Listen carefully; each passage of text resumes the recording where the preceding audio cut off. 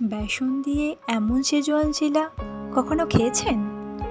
একদম crispy, spicy আর super tasty. চলুন দেখে নেওয়া যাক চটজলদি রেসিপিটা। প্রথমেই একটি পাত্রে এক বাটি বেসন নিয়ে নিলাম। এবার তাতে সামান্য লবণ দিয়ে দিলাম। এবার তাতে কিছুটা জল দিলাম। জলটা ভালো করে মিশিয়ে নেওয়ার পরে আরও কিছুটা জল লাগবে আমার মনে হচ্ছে, তাই আমি আরও কিছুটা জল অ্যাড করে দিলাম।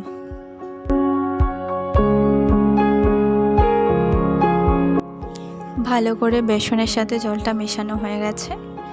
এবার এটা কিছুক্ষণ ঢাকা দিয়ে রেস্টে রেখে দেব। এবার একটি ফ্রাইং প্যান গরম করে নিলাম আর তাতে অল্প বাদাম দিয়ে দিলাম। বাদামটায় সামান্য তেল দিয়ে সেটা ভালো করে ভেজে নেব। বাদামটা ভাজা হয়ে গেছে, এবার সেটা একটি পাত্রে তুলে নিলাম। বাদামটা হালকা ক্রাশ করে নেব। এবার ছোট একটি গাজর নিয়ে সেটা গ্রেট করে নিচ্ছি।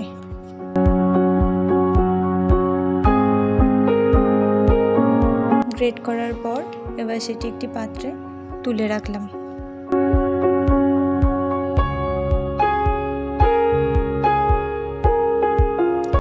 এবার মিডিয়াম সাইজের একটি পনির নিয়ে সেটাও গ্রেট করে নিচ্ছি।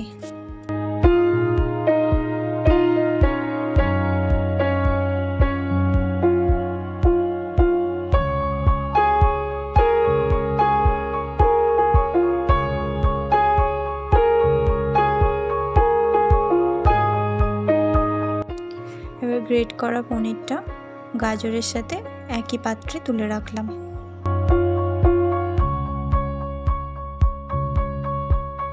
গাজরের সাথে মিশিয়ে নিচ্ছি সামান্য পরিমাণে বিট লবণ, গোলমরিচ গুঁড়ো, চিলি ফ্লেক্স এবং পেরি পেরি মশলা।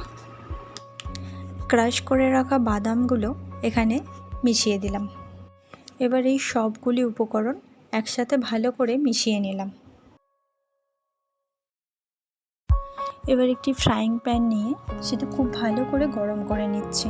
ফ্রাইং প্যানটা গরম হয়ে গেছে, এবার তাতে সামান্য জলের ছিটে দিয়ে দেব। জলটা মুছে নিয়ে এবার তাতে সামান্য পরিমাণে তেল দিয়ে তেলটা ভালো করে কড়ার চারিদিকে লাগিয়ে নেব। এবার বেসনের যে ব্যাটারটা বানিয়ে রেখেছিলাম সেটা কড়াইতে ভালো করে দিয়ে দেব। এই সময় গ্যাসের ফ্লেমটা মিডিয়াম টু লোতে রাখতে হবে, না হলে নিচের দিকটা একেবারে পুড়ে যাবে। এবার চিলার উপরের দিকটা শুকনো হয়ে এসেছে। এই সময় 1 চামচ শেজওয়ান চাটনি ভালোভাবে উপর দিকে মাখিয়ে নেব। গাজর আর পনিরের যে মিশ্রণটা বানিয়ে রেখেছিলাম সেটা এর উপরে দিয়ে দেব।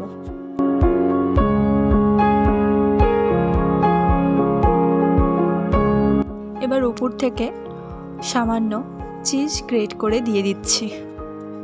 চিজটা দেওয়ার জন্য এটা আরও অনেক সুন্দর খেতে লাগবে, খুব সুস্বাদু হবে।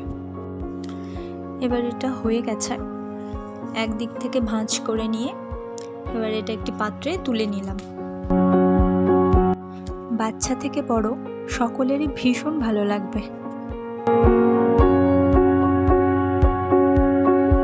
এবার আরেকটি চিলা বানিয়ে দেখাচ্ছি একই প্রসেসে।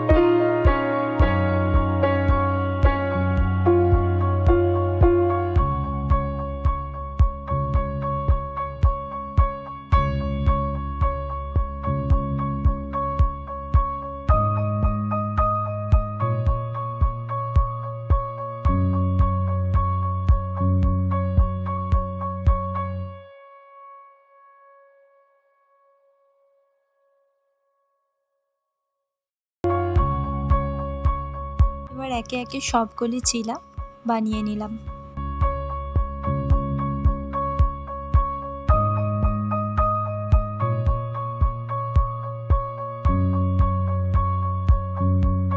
এমন আরও টেস্টি অ্যান্ড হেলদি রেসিপি পেতে চ্যানেলটি সাবস্ক্রাইব করে অবশ্যই পাশে থাকুন।